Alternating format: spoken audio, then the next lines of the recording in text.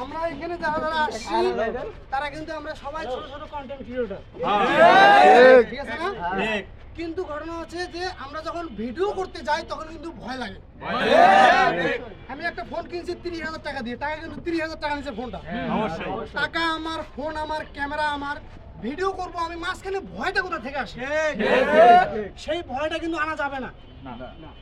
আমি ক্যামেরায় ফোকাস রাখবো, আমি যখন ভিডিও করব আমার ফোকাসটা থাকবে ক্যামেরায়, পিছে কে কি বললো না বললো দেখার টাইম নেই, ঠিক আছে ভাই? কারণ মানুষের কথা শুনলে ভাই সামনে যাওয়া একবারে সম্ভব না। এই জন্য তোমরা যখন থেকে ভিডিও করবা পিছে কে কি বলে বলুক টাইম নেই, আমি আমার ক্যামেরায় ফোকাস রাখবো। যেহেতু আমি ফোন কিনছি 30,000 টাকা দিয়ে, আমার টাকা, আমার ফোন, আমার সবকিছু, স্বাধীনতাও আমার, কারো কথা শোনার টাইম নেই, ঠিক আছে ভাই? কন্টেন্ট ক্রিয়েট তো খারাপ কিছু না, ভালো কিছু।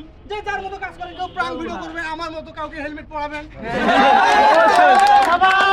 কেউ আবার হচ্ছে যে সামাজিক কাজ করবেন, কেউ মাদক নিয়ে কাজ করবেন, কেউ প্লেন নামাবেন, যে যার মতো, যে যার মতো যে টপিক নিয়ে কাজ করবেন, শুধু কাজ করবেন, সমস্যা নাই।